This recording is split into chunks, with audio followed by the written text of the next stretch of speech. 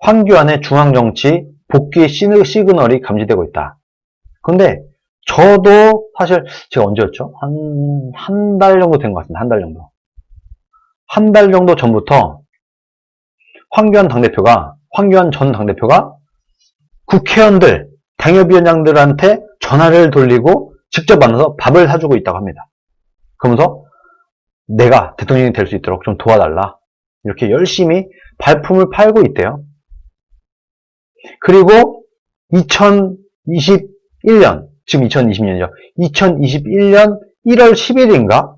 그때 아주 거창하게 정치판 복귀를 하려고 준비 중이라는 얘기가 있습니다. 뜨끔할걸요. 지금 이 방송 보면. 2021년 1월 10일 그때가 황교안이 정치권에 들어온 지 딱 2년 된 날이라고 합니다. 그때 명분을 삼아서 들어오려고 한다. 이미 전현직 국회의원들에게 컨택을 하고 있다는 얘기를 전해들었다. 2021년 새해 그가 정확히 정치 입문한 지 2년 되는 날에 중앙정치에 복귀한다는 시나리오일 것이다. 황교안이 들고 나올 명분은 3가지 정도로 보인다. 첫 번째, 보수 진영 대권주자들의 지지율이 이낙연, 이재명과 큰 차이를 보이면서 무 진영의 윤석열에게도 뒤지고 있기 때문에 이낙연과 가장 근접한 지지율을 보였던 황교안이었다. 그러니까 황교안을 다시 밀면은 이낙연과 비슷하게 다시 갈 수도 있어 라고 명분을 삼을 것이다. 택도 없습니다. 지금 황교안에 대해서 황교안의 신차 효과는 끝났어요. 이미. 황교안이 안 된다는 사실은요, 이제는 다 알아요, 국민들이. 황교안 아무것도 없어. 콘텐츠 나올 거 없어. 황교안 비겁해. 본인을 위해서는 당을 말아먹는 한이 있다고 하더라도 본인을 위해서 당을 소비하는 그런 사람일 뿐이야. 이런 것을 이제는 미래통합당의 당원들도 많이 깨달았어요. 그래서 이게 안 될 건데 어쨌든 황교안은 이런 생각을 하고 있을 가능성이 많다는 거죠. 두 번째, 정치인에게 재수, 삼수는 아무것도 아니다. 오히려 지금 인물난을 겪고 있지 않냐. 더하기 정치를 해서 경쟁시켜야 된다. 이 말은 동의합니다. 이것은 동의합니다. 더하기 정치를 하고 합리적으로 공정한 경쟁을 통해서 대선주자를 만들자. 이건 오케이. 이건 맞는 말입니다. 황교안이라고 해서 제끼기는 어려울 수도 있겠죠. 실력으로 승부를 해야 된다. 이것엔 동의를 합니다. 세 번째, 지난 총선은 코로나 긴급 재난지원금과 김용호 공관위의 막장 공천 때문에 진 거지. 황교안은 그래도 장수로서 이낙연과 종로에서 당당히 맞서 싸웠기 때문에 패자 부활전을 주는 게 맞다. 이런 명분을 들고 올 것 같다. 이렇게 예측을 하고 있습니다.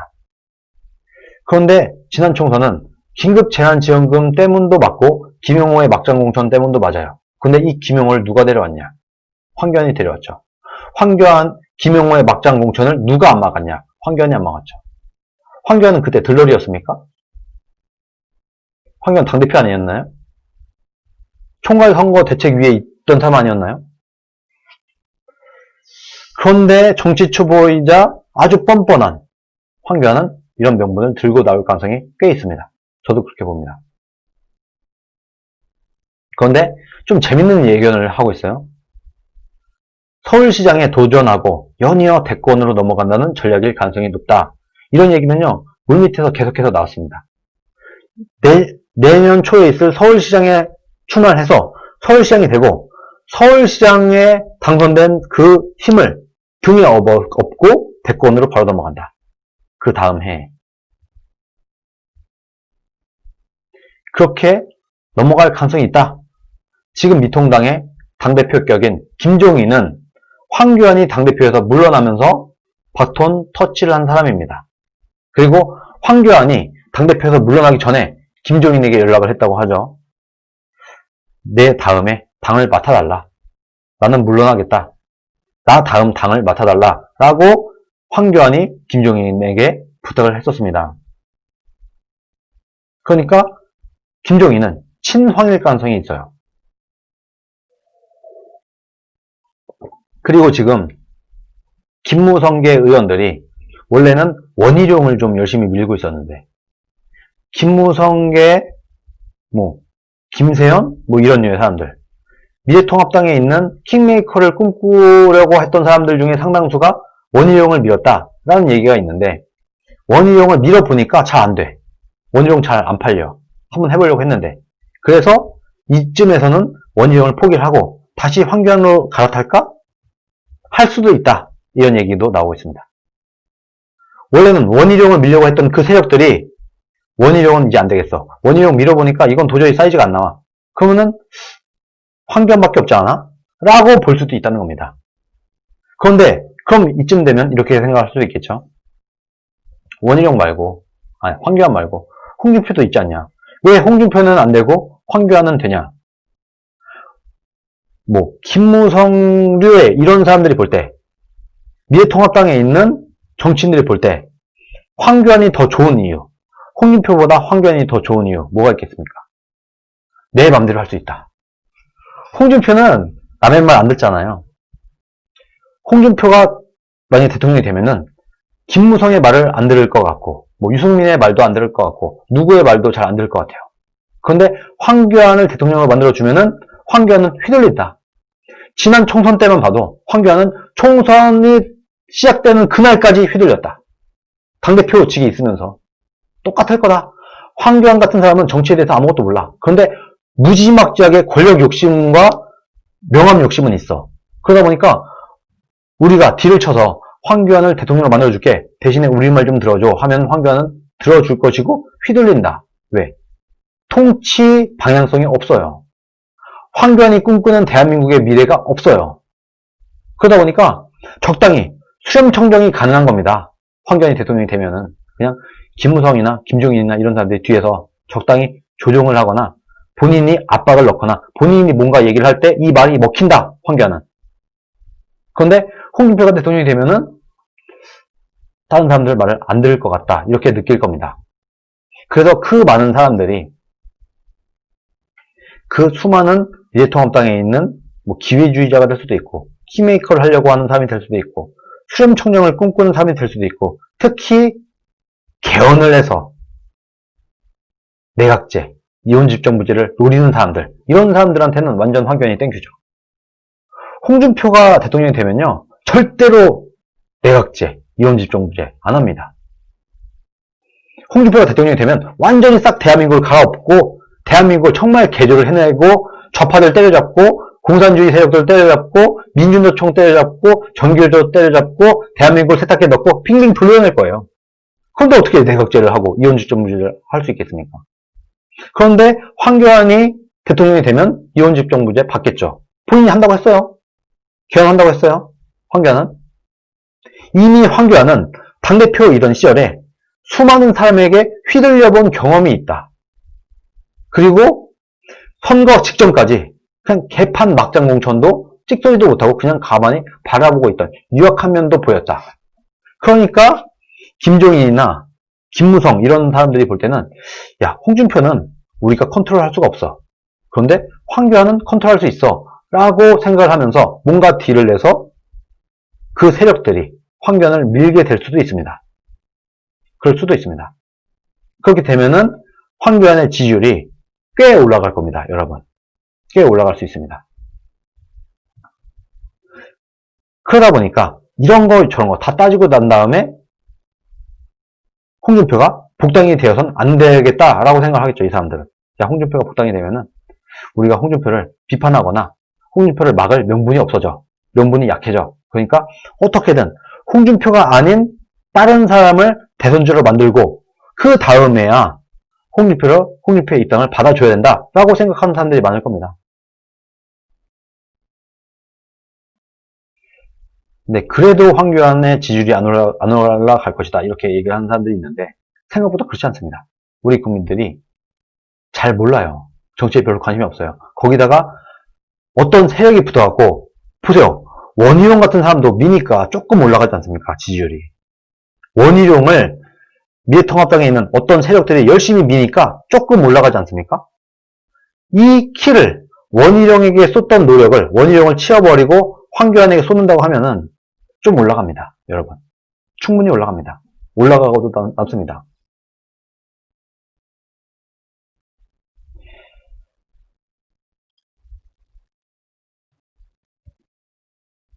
어쨌든 김종인은 황교안이 지금 비상대책위원장으로 세운 것과 거의 다름없는 사람입니다. 김종인은. 그래서 김종인은 황교안과 좀 가까울 거예요. 가까울 가능성이 많아요. 조윤도 그렇고.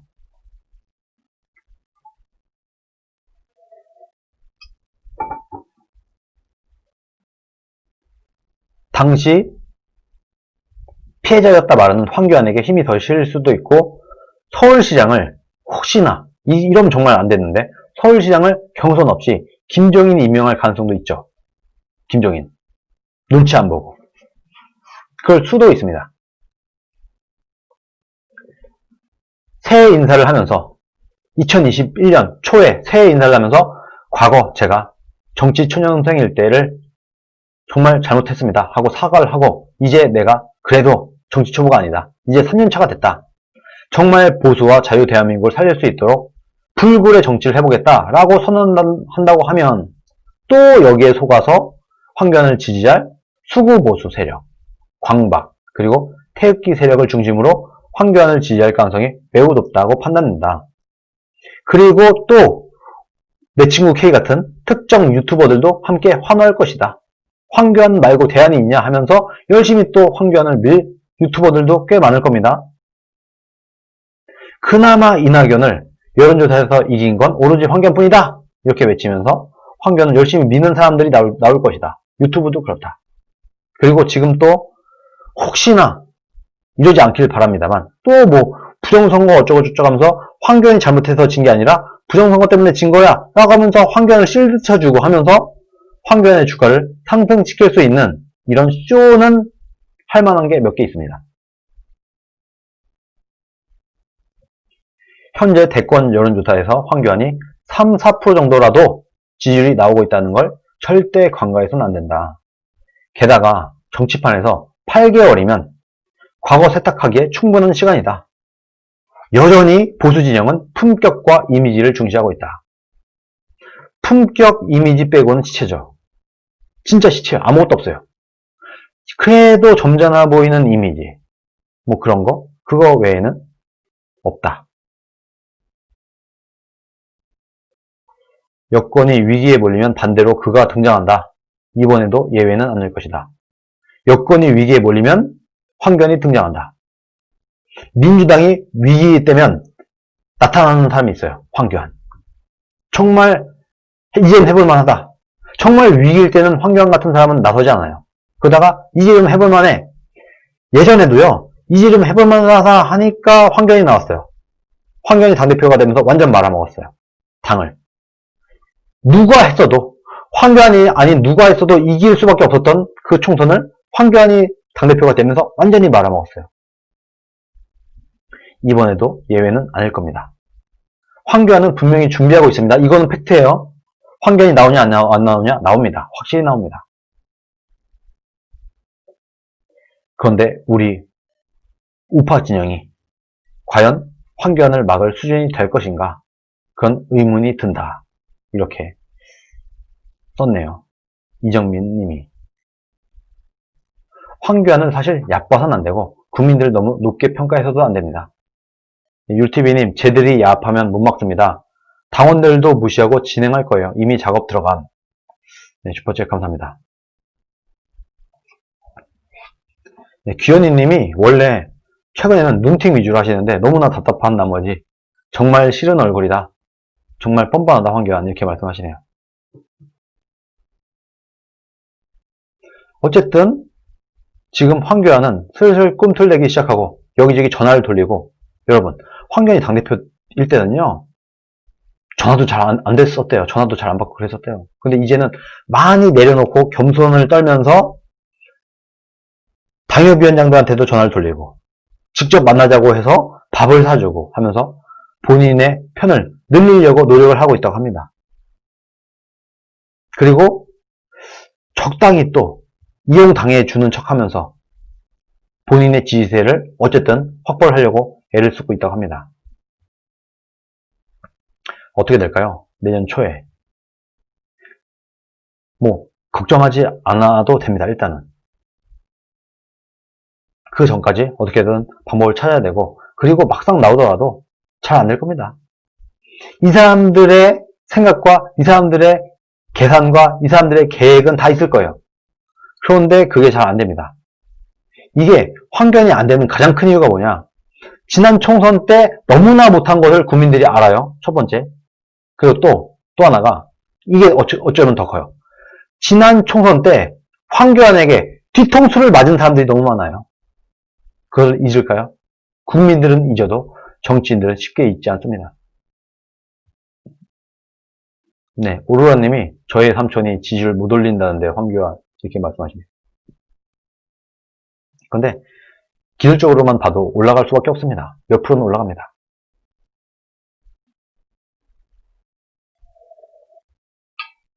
그래서 사실 황교안이 등판하기 전에 홍준표 이런 사람, 홍준표 의원의 지지율을 어떻게든 끌어올리는 노력이 필요하기도 합니다. 그래야 그거를 커버를 해요. 만약에 황교안이 딱 나타나고 그때 어떻게든 자기 편을 구축을 해놓은 상태에서 뭐 언론 플레이를 하고 하면서 뭔가 또 대안인 것처럼 이렇게 모양을 만들면 갑자기 또 황교안의 지지율이 몇 프로라도 올라가면은 금세 또 1위로 치고 올라갈 수도 있어요. 그래서 여러 가지 전략을 미리부터 세워놓고 준비를 해야 될 것 같습니다. 제가 예전부터 말씀을 드렸죠. 황교안 나온다고. 아니, 황교안이 어떤 사람인데 총선을 말아먹더라도 자기 자신의 정치를 위해서 결단을 내리는 사람이에요. 총선 망해도 돼. 김두관이 금배지를 다는 한이 있다고 하더라도 홍준표는 당선을 시켜서는 안 돼. 하는 사람이 황교안이에요. 대한민국이 망하더라도 내가 대통령이 되어야 돼. 이번 총선 완전히 말아먹더라도 나의 정치적 이익을 위해서 가야 돼. 라고 하는 사람이 황교안인데 여러분 안 나오겠습니까? 어떻게? 나옵니다. 황교안은 반드시 나오고 지금 꾸준히 준비를 하고 있습니다. 이 황교안은 어떻게 해야 되느냐? 그런데 아마 굉장히 재밌을 겁니다. 점잖은 이미지, 품 있는 이미지 못 갑니다. 보세요. 내년 초에 나오면 못 갑니다. 왜? 황교안의 반대파가 없었어요. 황교안이 처음에 당대표가 될 때는요. 황교안의 반대파가 없었어요. 왜? 한 게 없으니까 황교안이. 그런데 지금은 당내 반대파가 많습니다. 황교안은 다시 정치권에 돌아와서 활동을 하고 대선 주자로 본인이 열심히 머리를 들이미는 순간부터 이미 본인이 만들어 놓은 미래통합당 안에 있는 적들이 들고 일어나갖고 황교안을 반대할 겁니다. 그리고 경선이 시작되면은 어쩔 수 없이 홍준표와 맞짱 토론을 벌일 수밖에 없습니다. 여러분 생각을 해보세요. 홍준표와 황교안이 TV 토론에서 만났다. 생각만 해도 재밌을 것 같지 않습니까? 되겠습니까? 홍준표와 황교안 TV 토론. 홍준표의 공격을 황교안이 막아설 수가 있겠습니까? 심지어 홍준표는 황교안의 경쟁자 쳐내기 공천의 최악의 피해자예요. 그 둘이 만난다. 정말 생각만 해도 재밌을 것 같습니다. 아주 재밌을 것 같습니다. 홍준표가 이렇게 물어보겠죠. 지난 총선 때 왜 나를 떨어뜨리려고 김두관이 금배지를 달게 해줬냐? 이렇게 질문을 하면 뭐라고 하겠습니까? 황교안이. 할 말이 별로 없을 겁니다. 여러분, 황교안이 열심히 준비해서 대선에 다시 나오는 건 본인의 자유인데 쉽지 않을 겁니다. 그리고 지금 당협위원장들 중에서 국회의원들 중에서 황교안을 벼르고 있는 사람들도 많아요.